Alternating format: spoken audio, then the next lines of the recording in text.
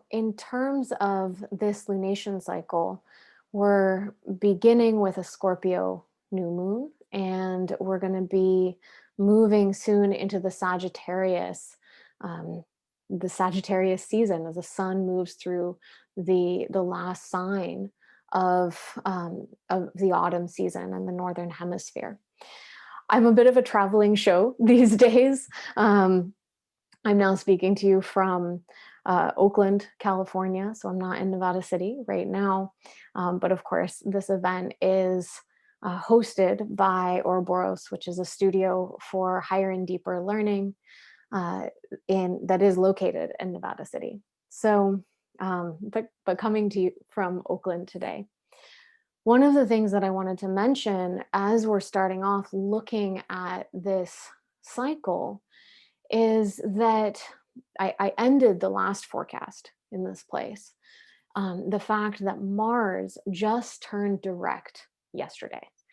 And Mars has been a major player this year throughout 2020. And we've had this Jupiter, Saturn, Pluto stellium that's just been dominating the collective all year long. I think I've talked about it in every single forecast because that is the main context, the archetypal zeitgeist of this moment.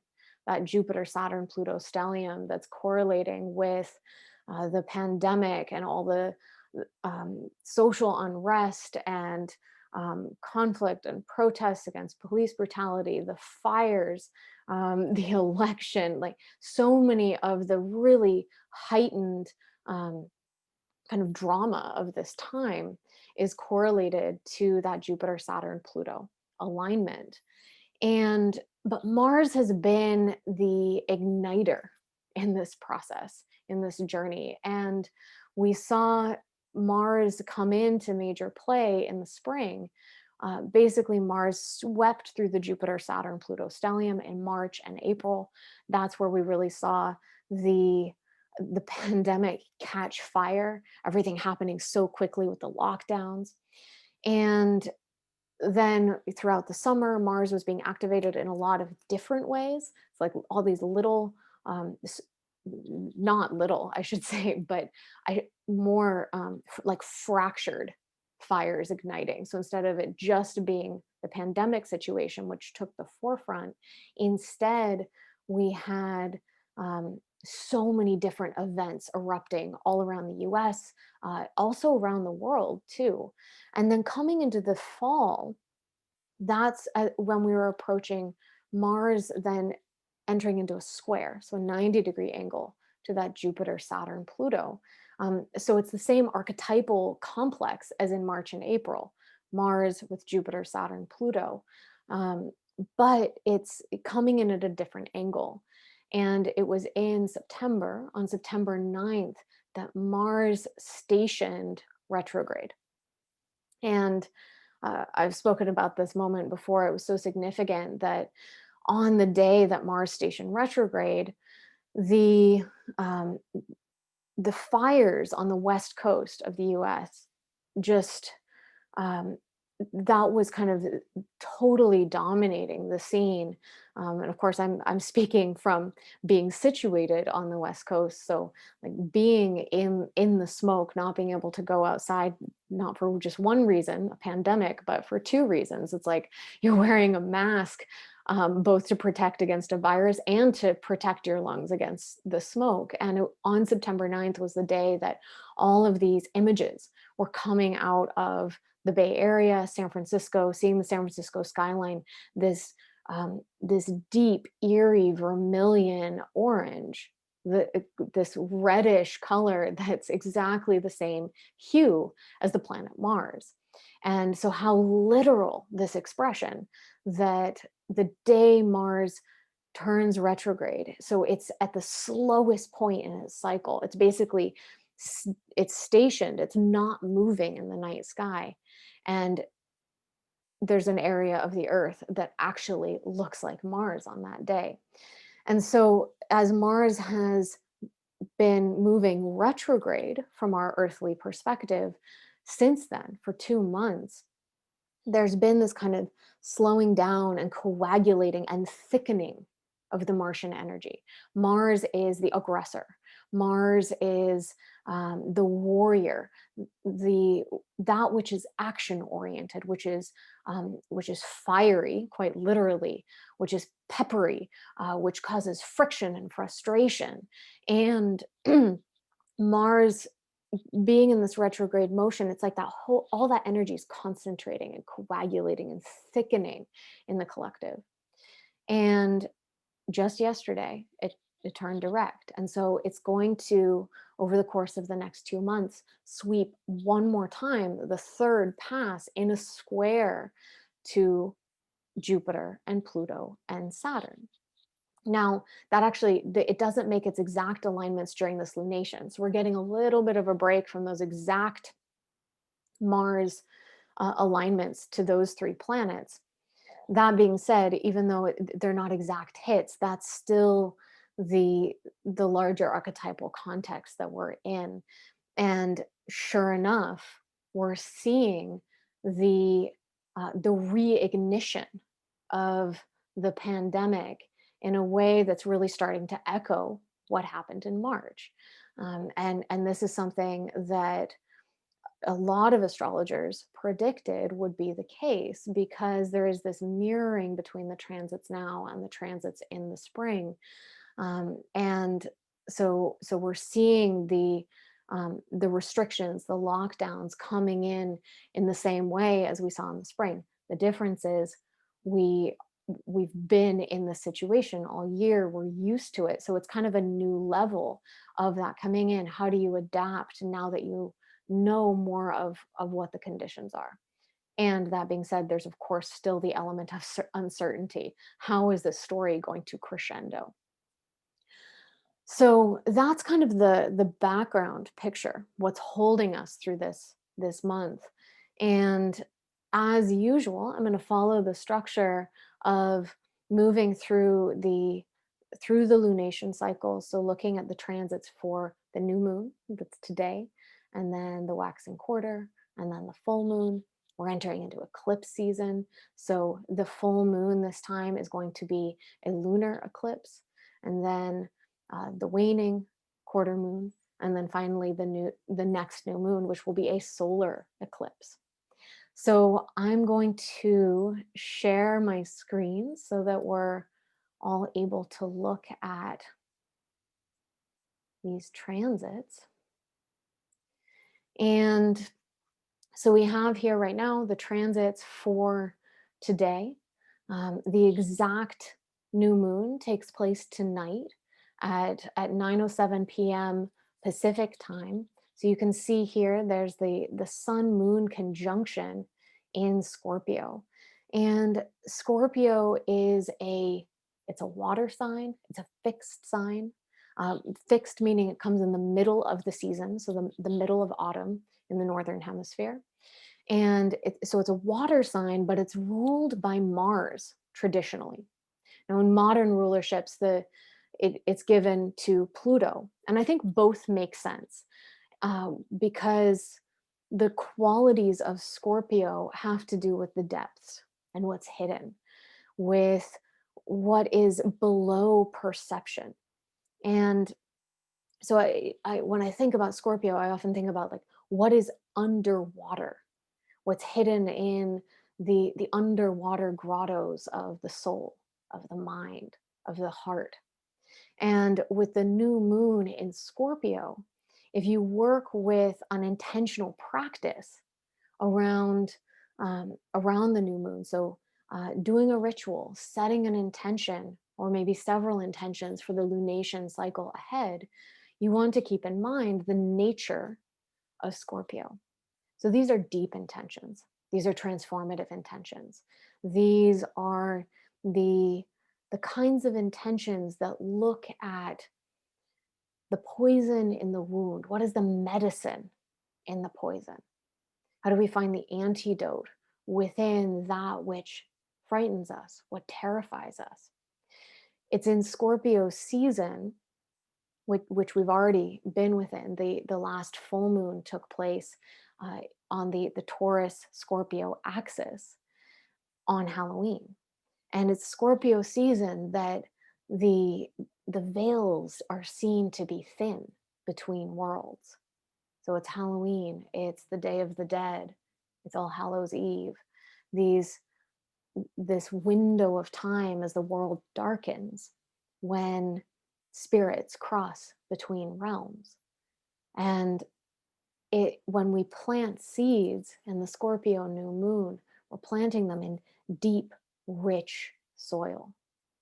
They're really being planted in darkness. And so these are the kinds of seeds that grow up out of the unconscious, that grow up out of the depths. Um, these are not trivial intentions. These are the kinds of intentions where you are doing the deep work. And that's been a theme all year with the Saturn-Pluto conjunction. Indeed, that's kind of been the theme for the last several years, whether that's at a personal level, a relational level, a collective level, that this is a time period of doing that deep shadow work, or at least making the commitment to do it and attempting to see that through. This new moon also forms a sextile. So this 60-degree angle, it's the softest of the major aspects. So the conjunction, the opposition, the square. Then we have the trine and the sextile. The trine and the sextile are more flowing and harmonious, easily integrated. And the sextile being kind of the most subtle of those, that 60-degree angle between the sun-moon conjunction and this Jupiter-Pluto conjunction, which just had its exact alignment yesterday. And Jupiter and Pluto have an ambitious quality to them. There's a drive for the heights. There's a drive to achieve greatness on a magnanimous scale. And so there can often be the desire to take on that which is massive in a very empowered and empowering way.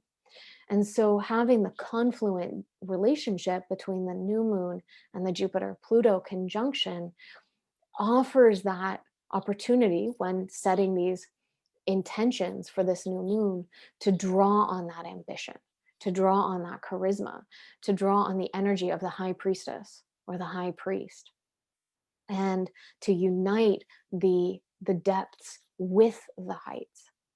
And the important thing to keep in mind when we're drawing on that Jupiter-Pluto energy, because it is so powerful and uplifting, what we have to keep in mind in that climb, whatever the intention is that's set, as we make that ambitious climb toward whatever it is we hope to achieve, whatever intention we hope will unfold, that we keep integrity in mind. Don't skip any steps, because I always like to use the metaphor of a growing plant when we think about the lunation cycle. You plant the seed at the new moon, it puts out the first leaves at the waxing quarter, continues to grow through the trine, and then culminates with the flower at the full moon. And then the latter half of the cycle it's the withering of the leaves. The flower turns to seed, and then we harvest and we plant the new seeds for the next new moon. And so in terms of the growth of this particular intentional lunar plant, you want to always stay in integrity, to always check in with your conscience as you make that Jupiter-Pluto climb, so that the stalk of this flower can be strong, so that the stem and the leaves can support the fullness of that flowering crown, so that it doesn't fall. Because the shadow side of Jupiter-Pluto is that common phrase, pride before the fall. So we have to be careful when we wield that Jupiter-Pluto power. So that's how the cycle begins, with the new moon in Scorpio. So now I'm going to move ahead by 1 week, following our usual scaffolding, and come to the waxing quarter moon. And the waxing quarter moon, which takes place on November 21st, so next Saturday, it's the same day as the sun ingresses into Sagittarius, or moves into the sign of Sagittarius. So the new moon took place near the end of Scorpio. Here's the sun in the first degree of Sagittarius. And so the moon makes its waxing or opening square to it in the earliest degree of Pisces. So we're now in the mutable signs. And there are three modes in astrology of the signs. There's the cardinal signs, which start the season, the fixed signs, which are the middle of the season, and the mutable signs, which end the season. They change out the season. That's what mutable means. It's changing into the next season. So there's this element of transformation that comes in with all of the mutable signs. It's letting go of the old season and calling in the new. And so this waxing quarter that takes place in Sagittarius for the sun and in Pisces for the moon. Now, it happens to be the same day that Venus descends into Scorpio. So this is an interesting shift. The sun moves into Sagittarius. Venus takes its deep dive into Scorpio, a place where it's not necessarily always comfortable, because it's that realm of the taboo and the sensual, the alluring, but in this kind of rich and this rich and even dangerous or edgy way. So Venus finds herself in Scorpio, just as the sun finds itself in Sagittarius, and it's the waxing quarter. So there's a lot of different energies coming forward during this particular waxing quarter. The waxing quarter is often the kind of opening out. It's the first major step and even potential crisis or opportunity in the lunation cycle. So whatever your intention is, this is as it's coming out, coming forth into action in the world. And so there may be this feeling around this day of a lot of different shifting energies. So there's this call to mutate, to shed, to deepen, but then also to sensitize, because the moon is in the watery sign of Pisces. So at an emotional, relational level, there's this kind of sense of this call to sensitize, to feel, to soften one's being, and to open as well. And this all initiates the season of Sagittarius. Sagittarius, which is the adventurer, which is the wanderer.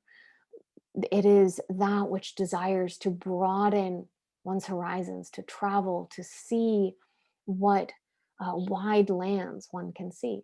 Now, that can come through very literally. It's the impulse to travel through the external world, but it's also the call to travel within, which is why the nature of Sagittarius has that kind of philosophical quality. It's the travel through foreign lands, but it's also the travel through the realms of the mind and the realms of the imagination. But its theme is to broaden, to take in the full width and possibility, the scope of the world. And that it's in this darkening season that a kind of new light ignites within. Jupiter is the ruler of Sagittarius. That's why it has all of these kind of expansive, celebratory themes to it. But it comes late in the season. It comes when the light is dwindling, and it's more of this warm glow, this inner warmth that gets cultivated throughout this season.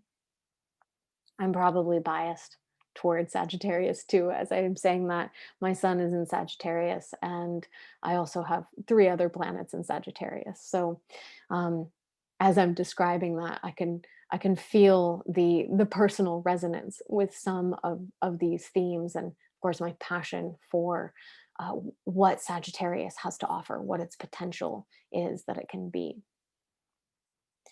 So now, as we move to the full moon, it's a Gemini full moon. And so you can see here the sun moving forward in Sagittarius, opposite the moon in Gemini. And this sun moon alignment, that is opening up eclipse season.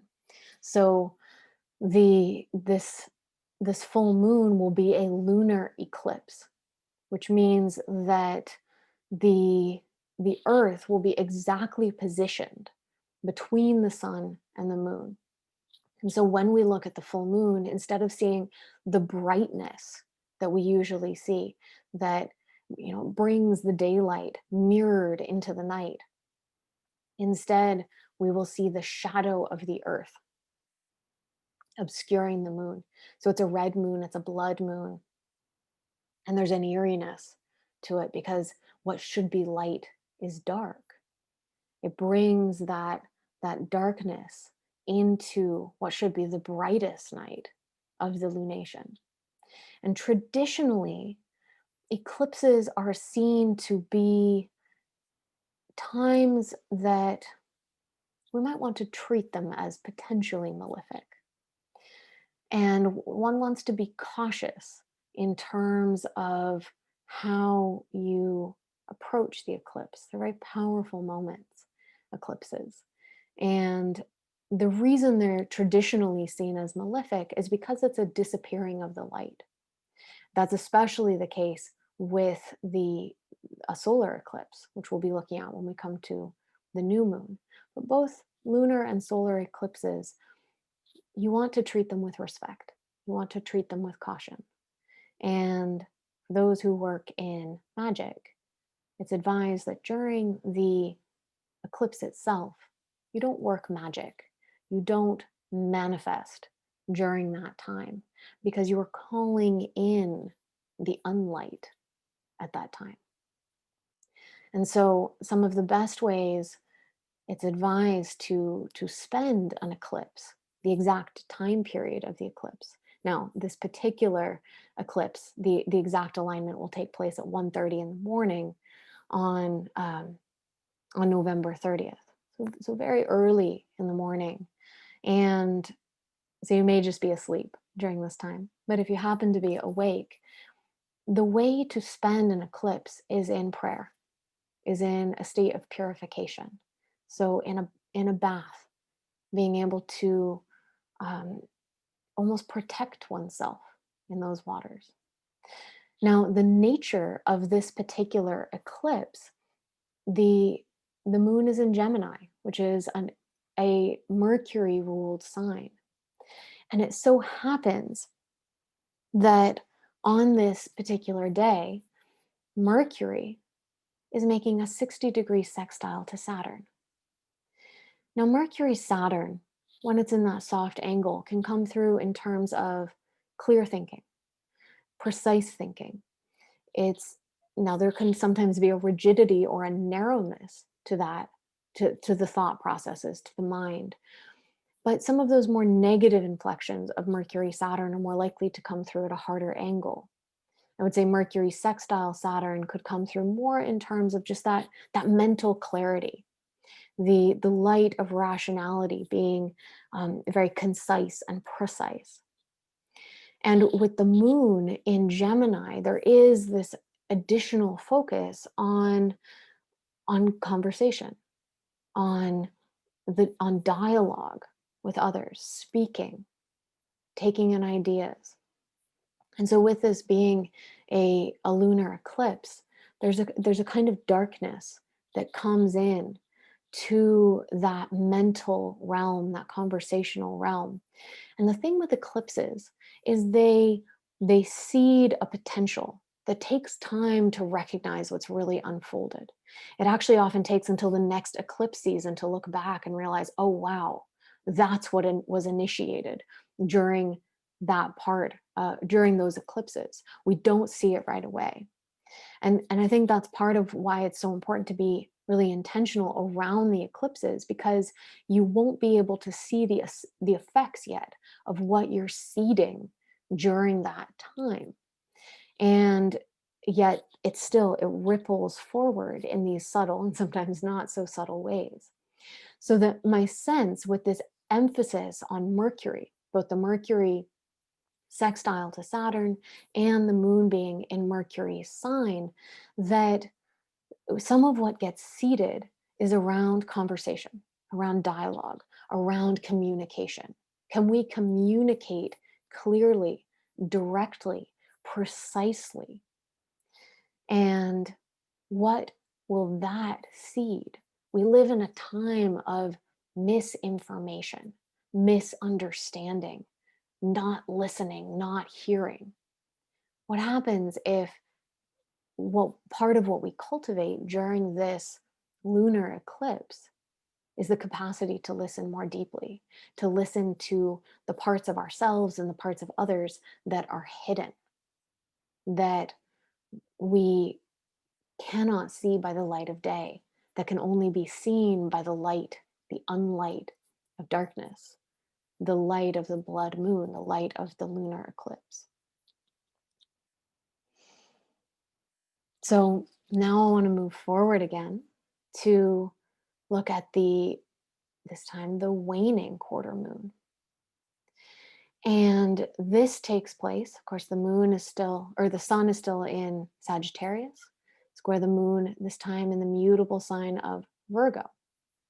And as you can see here, not too far away is Mercury involved and a T square with Neptune. So the T square is made up of an opposition. So in this case, the moon opposite Neptune and two squares. It's called a T square because you can see the T kind of drawn there between them. So whatever is at that midpoint, the square position, in this case, definitely the sun and also Mercury not too far away, those are called the apex planets that are at that point. And the nature of a T square is one that's often filled with tension. We're kind of being pulled, we're being stretched between opposites. And so in this case, the pull or the stretch is between the moon opposite Neptune. And it's the sun and Mercury that resolves it. So the nature of moon Neptune, which we'll feel on that day, is it's a permeable emotional sensibility. On moon Neptune days, we can feel more attuned to what others are feeling.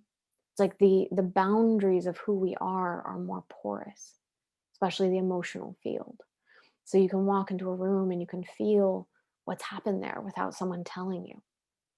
And the intuition is therefore very heightened, especially at that emotional relational level.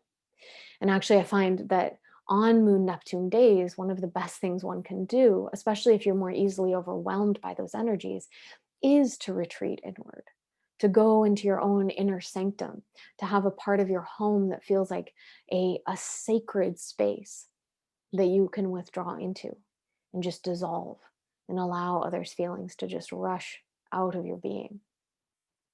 And with the sun involved there as well, and Mercury, that same permeable, dissolving quality of Neptune comes into the being, our sense of self, our sense of identity, making that very permeable, and the mind.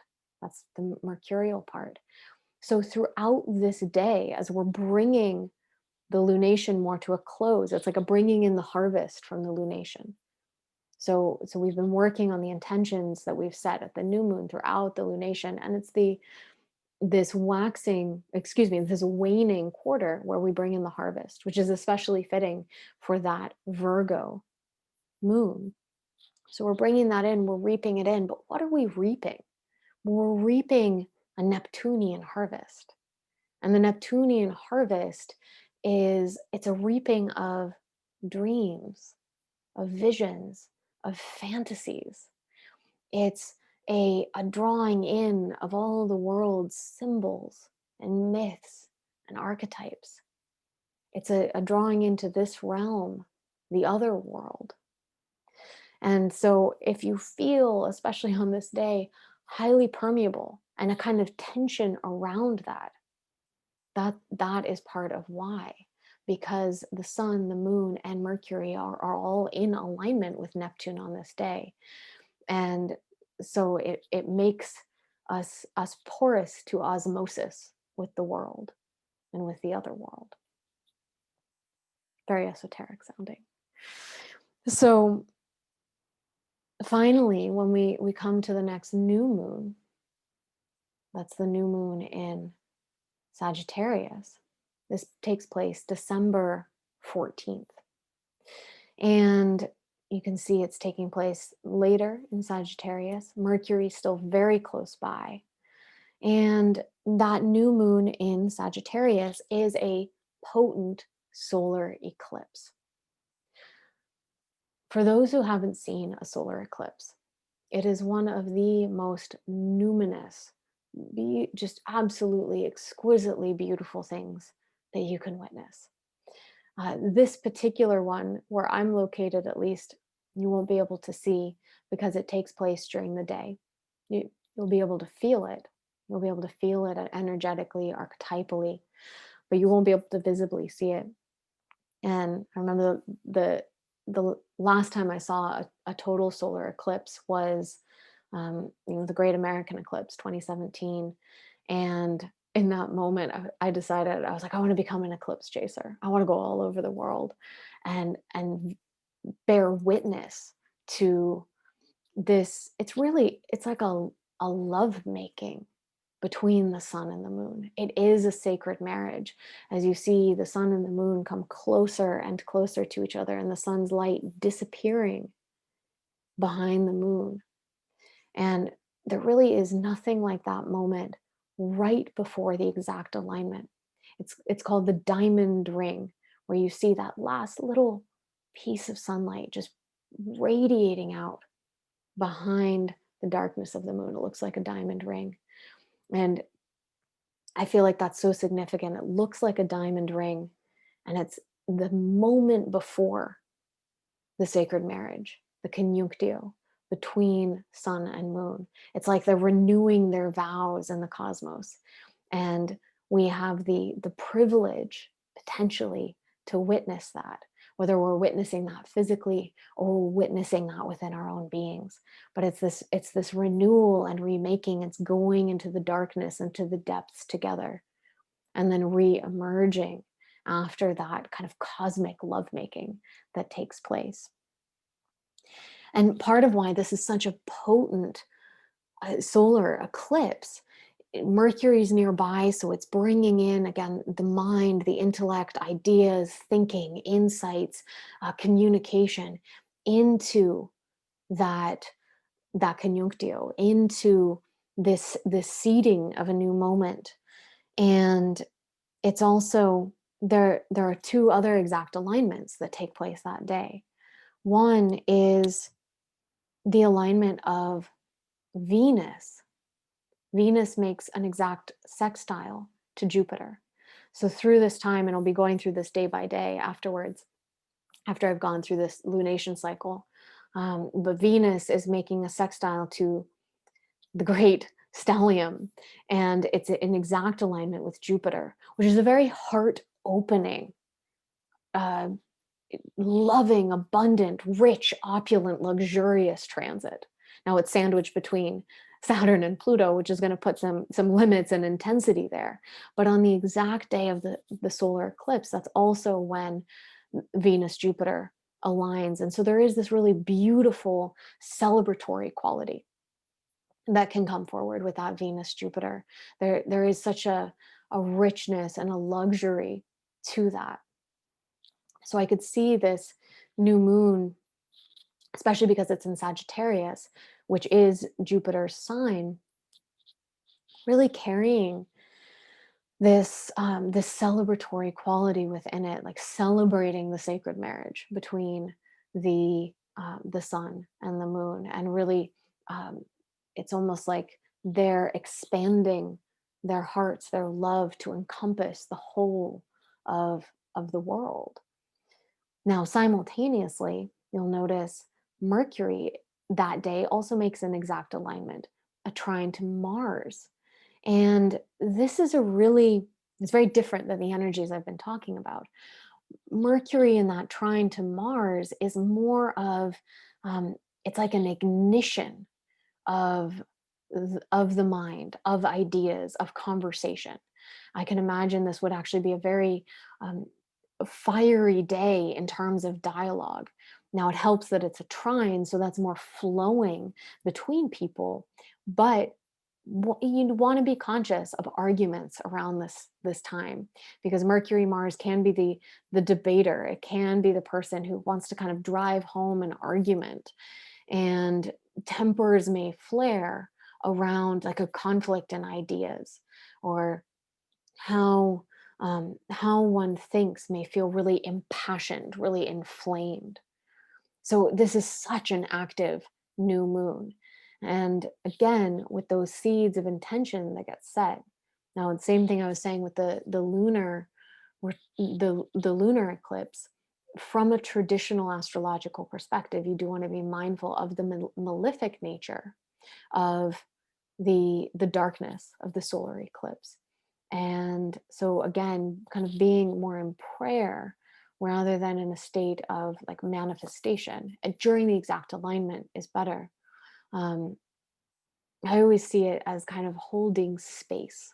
Like, you're not trying to bring anything in, it's just holding space for what the sun and the moon are doing, that we get to be witnesses, and that's enough, that we get to witness and celebrate and honor their coming together, their marriage. So that's the cycle of the lunation cycle. And I now want to move into looking at some specific transits that will unfold during this month. So I won't be doing that with the chart. I'll just be describing it, but I'll be giving dates. So coming back together, um, and looking at what some of the other transits are during this month. First of all, I want to say, some of you might be overly familiar with this, but every month I write up a set of transit updates. And if you've worked with me as a client, you get this automatically sent to your inbox. And also, just if you go to my website, I make it available there. The transit updates for this lunation cycle will be available this evening on my website. So the way to work with that, the way to use it, if you want to work with the whole list, is I recommend like printing it out or having it accessible somewhere, putting it next to your calendar. And then you can use that as a day by day guide of, well, how do you want to participate in these energies? Now, I've been writing these all year. I actually started writing these the last Sagittarius lunation. So I just started doing that just about a year ago, and um, have continued that throughout each lunation cycle. And when I first started writing them, they were more practical. It's like, this is the description of the transit. This is a way to embody it.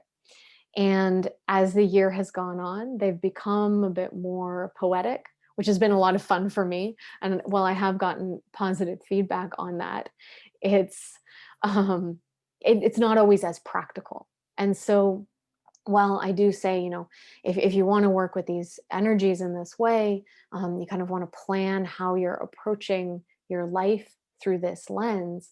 Um, you can, print it up, have it accessible. And there are two ways that I'd recommend doing this. And some of you have heard me say this before. You can look forward. So you see, oh, okay, so what's coming up tomorrow? There's this exact alignment. So how do I intentionally want to participate in that? And you may have to kind of read through the more poetic language, but that in itself is going to help develop your archetypal eye, your archetypal perspective, because if you have to read through the symbolism, and I'm not writing it in an overly literal way. I'm talking about Venus, Neptune, and I'm talking about sirens singing and mermaids and, butterflies alighting on the heart of the beloved or something like that. Well, okay, you might have that experience, and, that's wonderful. It's definitely an experience I long for. As a Venus Neptune person, I always found it so unfair that I would never have the opportunity to be a mermaid in my life. But you can see through that more archetypal language and then ask yourself questions. Ask yourself, well, how might this show up maybe in a more concrete sense, in a more literal sense? And so that practice of asking yourself that question is going to allow you to develop new ways of seeing. You're actually connecting to an archetypal way of viewing the world. And so that's kind of the forward looking way of how do I want to participate in this in the future. That's one way to do it. The other way is in retrospect, and there's great value to that also, where you live your day, or you live your week, and then you can go back and you can look at what's written and ask yourself, well, how did I see that come through? And it's the same thing. You're developing the archetypal eye in relationship to that material, but it's more in retrospect. And you start looking, well, how did these, what's maybe more metaphoric language, how did these come through? And in specific ways in your life. If you're really deepening into a practice, I would say journal about that. Write about the ways that you noticed it coming through. Keep a transit journal and track that day by day. And if you're really deepening into this, you can see, well, how are these world transits interacting with your natal chart? And that's one thing that I want to emphasize about those write-ups that I do. They're for the world transits. So it's what we're all experiencing collectively. And some people will ask, how does this relate to me personally? And it relates to you personally in the sense that you are part of the world. But you would need to do your own personal transit calculation, either working with an astrologer or doing it yourself, or using a program like Archetypal Explorer, which I highly recommend, by the way. It's created by Kyle Limetter. You can see that at archetypalexplorer.com. It's an amazing, just gorgeous, um, uh, what is it? Like a web app for astrology that maps both world transits and personal transits out through time. And it just keeps getting better and better. He's been working on it for years. So you can track both world and personal transits in that way. And then, read these descriptions and see, how is that coming through for you at a personal level, and how are you noticing it coming through in the world? So in terms of a few more of these, uh, the transits that are unfolding during this lunation cycle, I wanted specifically to look at the dance of Venus and the dance of Mercury. Um, Interestingly, during this month, I found this quite fascinating as I was preparing this forecast and looking at all the transits really closely. During this month, there are no exact alignments of the outer planets. Now, careful when I say that. No exact alignments of the outer planets. The outer planet alignments are still highly operative, and they're really building toward a crescendo. So there is that Jupiter, Saturn, Pluto stellium that we've been talking about all year long. Mars is square to that, and will continue to be square to that for a while.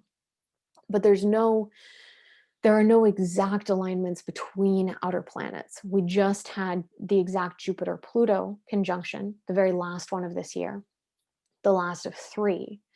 And we're moving toward the exact Jupiter-Saturn conjunction that everyone's been anticipating all year long. This is called the Great Conjunction. And if you go out at night, fairly early in the evening, you can see Jupiter and Saturn right now getting closer and closer to each other. And they're going to perfect their alignment, meaning they're going to have their exact alignment on December 21st, the winter solstice. So I'll be talking about that more in the next forecast. What does the Jupiter-Saturn archetypal complex mean? How have we been seeing it unfolding all year long? And what does it mean now that it's reaching this peak, this crescendo that has been so highly anticipated? But for this month, no exact alignments between the outer planets. But first I want to speak about Venus, then I want to speak about Mercury. And I'm going to give a bunch of dates here. So if you happen to be taking notes, then this is the moment to do it. Obviously, you don't have to do that as well. But what's so interesting about what Venus is doing through this month. It's making a lot of transits to the outer planets. And it does them in fairly quick succession. So if you want to take this month and you want to get to know Venus, Venus in the diamond facets of her multivalent expression, then this is a wonderful month to do it, because you can see those changing dynamics unfolding really day by day as Venus makes exact alignments to um, all the outer planets. So tomorrow, November 15th, we have the first one. We have an exact square from Venus to Pluto and Jupiter within the same day. And that square from Venus to Pluto and Jupiter can bring in there can often be an intensification of relational, especially romantic dynamics. There can be drama that unfolds, there can be destruction, there can be difficulty, but there can also be the possibility of growth, of opening through that, a kind of transmutation into a more expansive and loving way of being. So this has already been unfolding the last few days, but it makes its exact alignment on November 15th, tomorrow. So that's Venus square Pluto and Jupiter. Then just a few days later, on November 19th, we get the exact Venus square to Saturn. So the last part of that stellium. Venus square to Saturn is speaking more to its challenges. It can be heartache, it can be heartbreak, it can be the separation from loved ones. I'm thinking of that, as we're having more lockdowns come in again. There may be a feeling of being relationally isolated from one's loved ones, but it also can create a solid container for love, a kind of commitment in love, whether that's romantically or in terms of friendship. Saturn demands work from us. And so the way we show up for Saturn is by doing the work. And when it's Venus in a square to Saturn, then the work is about love. The work is about our heart connection to others. Now, Venus is also, of course, the archetype of beauty, of aesthetics and style. So this is also a kind of fun alignment to track throughout the whole month of how do you notice your aesthetic taste change as Venus makes these different alignments. So when Venus is square to Pluto, do you notice that there's more of a sensuality and depth to that aesthetic sensibility? In the same day, it's aligning with Jupiter, though, which can be much more opulent and rich and luxurious. But then very quickly, Venus squares Saturn, which can be more of a dour or classic kind of aesthetic that comes through. This could look like Venus in the square to Jupiter and Pluto spending way too much money on something that's really expensive that you don't need, and a couple days later realizing you didn't want to do that, regretting it and returning it, or something like that. Now, that may very literally occur, or you could kind of read through the symbolism of that. What does that mean for you? A few days later, after Venus makes that square to Saturn, Venus ingresses into Scorpio. And this is what we were talking about before, because it's the same day that the sun ingresses into Sagittarius. So Venus moves out of the sign of her rulership, Libra, and descends into Mars's realm. So instead of Venus being home in a place where she's comfortable, suddenly she's just become Mars's guest. Well, that's kind of edgy. That's kind of exciting. That's alluring. But she's also a bit, you could say, out of her depth, but that's because she's in Mars's depth instead. So she's been drawn into this underworld grotto. And so that's November 21st. Then a few days later, Venus opposes Uranus. This is November 27th. So this is just moving through the sequence in time. Venus opposite Uranus liberates Venus. So it liberates the heart. It brings in new, exciting, awakening love and connection. It can be a new romance. It can be a new crush. It can be a new friendship. It can be viewing someone in a way that you hadn't before. And then again, this can come through aesthetically. That may be the day that you dye your hair, unicorn colors, or realize, this is the day I'm going to wear ridiculously bright colors, or, sparkles and sequins. It's um, it brings the quirky and the unusual into one's aesthetic taste and what one finds alluring and attractive. So that's November 27th, that's exact. Now remember, I'm saying these exact dates, but again, this is like a wave moving through these archetypal energies. It's not like it just happens on that day and then it's over. Then moving forward, several more days, we get Venus now in a trine, so 120-degree angle to Neptune. Now this is December 5th. And so that shift from Venus opposite Uranus, which is very liberating, very awakening, to the trine with Neptune, now we enter into the dreamy space. This is actually what I was referring to before when I was talking about mermaids and butterflies and fairies and the aesthetic, the exquisite ethereal aesthetic of the other world. So it's very dreamy, Venus Neptune. It's this kind of Art Nouveau, organic, aesthetic quality. And it can be totally delusional too. So that romantic fairy tale kind of dream world, we have to make sure you're seeing clearly in that space. And it's important to look to projections. Where might you be projecting like your own soul onto the beloved? Especially if something new has awakened at the Venus-Uranus alignment.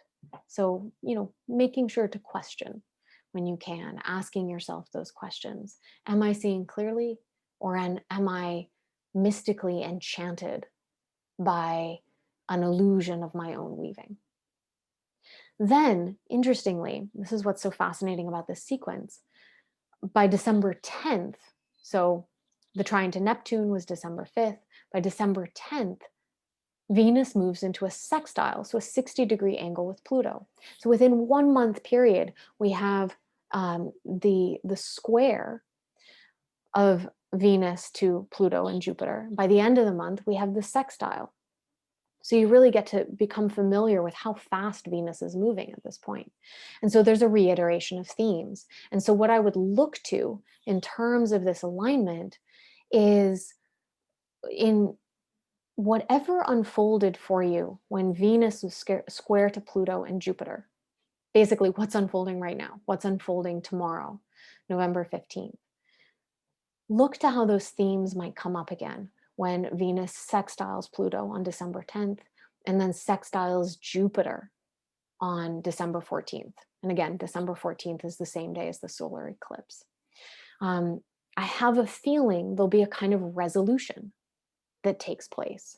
So whatever might have been filled with more tension right now on November 15th with Venus square Pluto and Jupiter might resolve in a new way because of the softer angle of Venus with Pluto and Jupiter. So it's an unfolding story. It's important not to take transits in isolation, but to see, well, how is it progressing through time? Because whatever you do now is going to affect what happens then. So there's this connection between this moment around November 15th and December 10th, December 14th, that window of time. So just to keep that in mind, how does your Venusian, heart-centered relational story unfold in that way? So that's the dance of Venus this month. It's complex. It's hitting so many different notes. It really is kind of an orchestra unfolding. Now, I want to just shift to looking at Mercury next, because Mercury does its own dance in relation to these same planets. And so again, this is an opportunity to really hone your archetypal eye. You get to know Mercury. Mercury is mind, intellect, thinking, learning, speaking, writing, communicating, reading, education, understanding, interpreting. Even the senses are related to Mercury, right? Because that's how we take in information. The senses of sight, of sound, hearing, even of touch, of smell, those are all part of Mercury's experience because it's how we take in information. And So what is Mercury doing throughout this month? So I'm just going to move through those dates also. First, so on November 17th, just a few days from now, Mercury opposes Uranus. And it actually opposes it for the third time this season. Because as you recall, and you may have really felt strongly for the 3 weeks leading up to the election, Mercury was retrograde.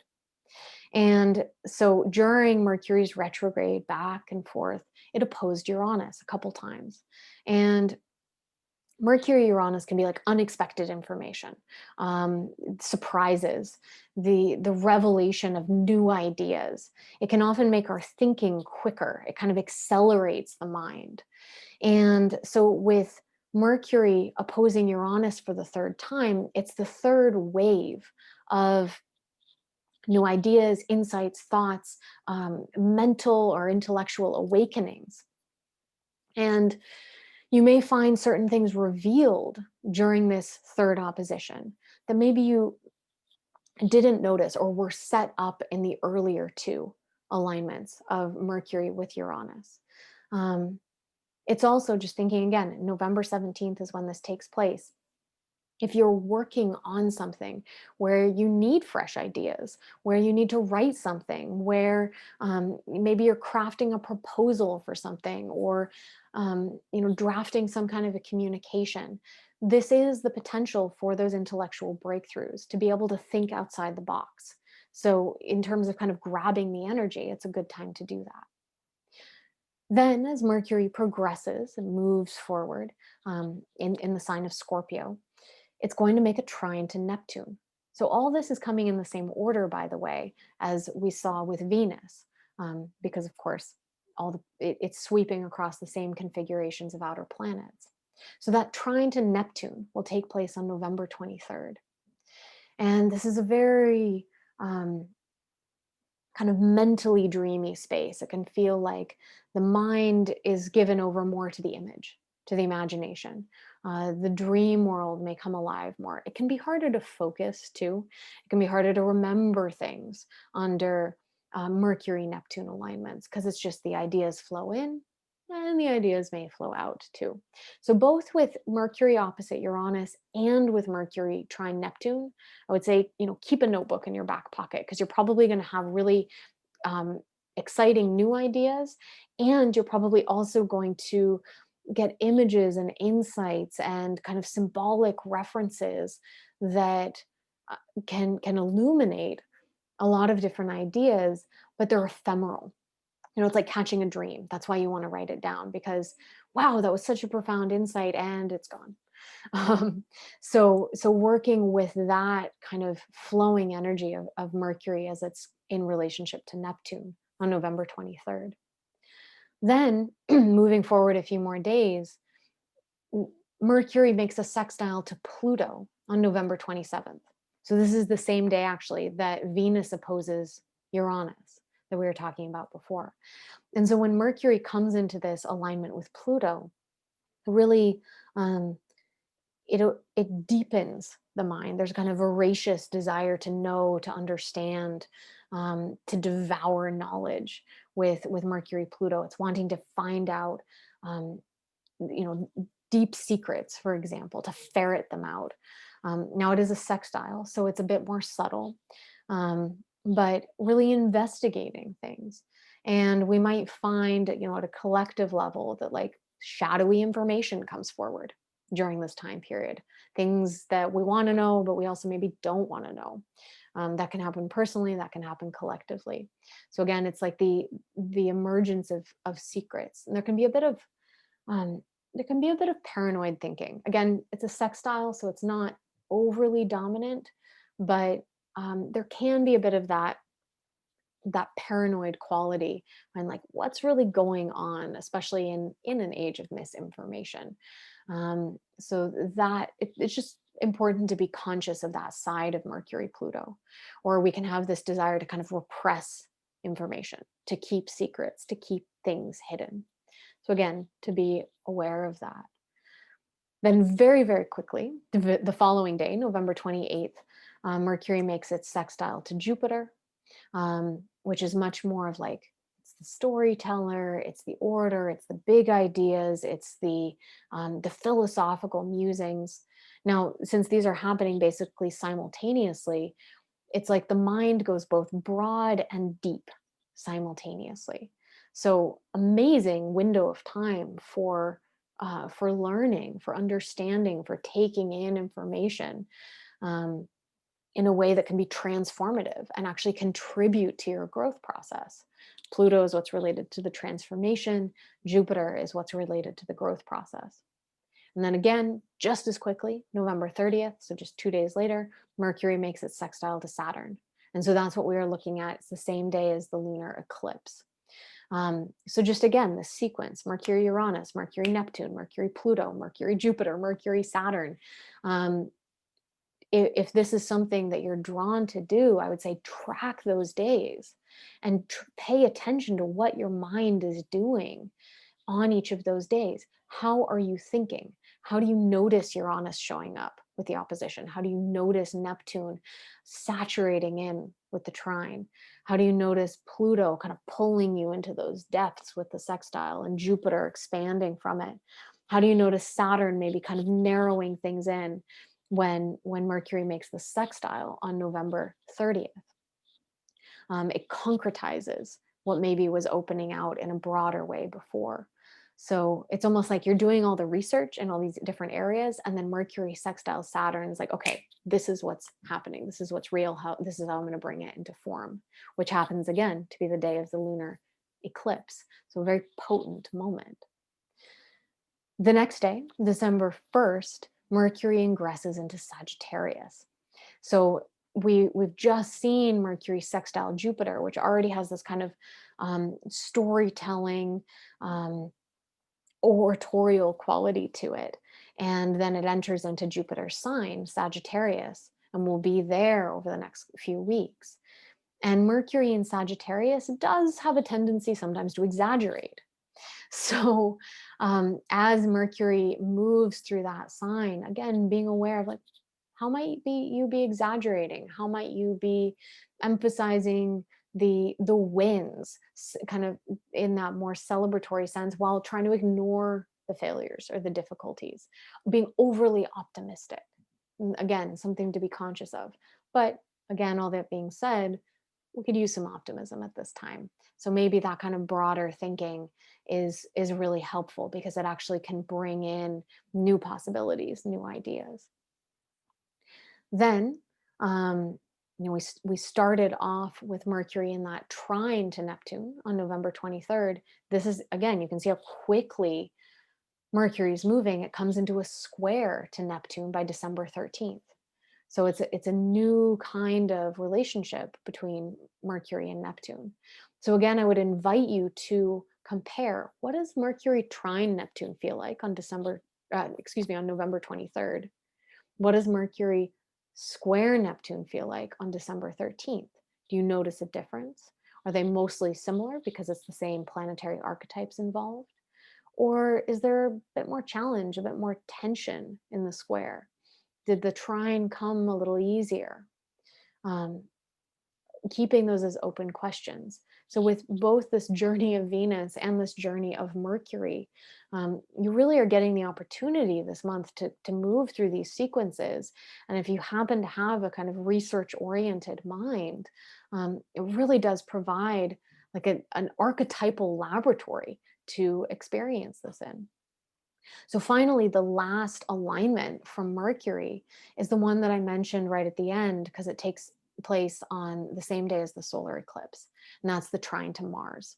And so that's like the mind on fire. It is the capacity to debate, to argue, to see a point through. You do want to be a little careful with that, of course. The um, words can bite. The tongue as the sword can cut, and so being conscious of how you wield that energy. But if you do need to have a decent argument with someone, this is probably the day to do it, because it's going to cut through to what really needs to be said. It's not about harmoniously tiptoeing around and making sure everything's okay. It is about being direct. It is about being fierce. And if there's a kind of a fierce truth that needs to be spoken, that solar eclipse day is most definitely the day to do it. So I recognize there's a lot of complexity in that. I took you through the lunation cycle, but then also this rapid sequence of Venus, this rapid sequence of Mercury, and um, I really want to invite you throughout this month to feel to feel these archetypal qualities and to see, well, how does this show up? And how do you feel it at a personal level? How do you notice it in the world? How do you notice it in terms of the news cycle? How do you notice it in terms of, um, the arts? Like what films are being made, or what music is being released during this time? Whatever area of interest draws you, that's the place to do this research. So it can be very personal, it can be more collective, it can be interpersonal, relational, um, but allowing your passion to drive you, and then just to be asking these questions as you move through this sequence of transits.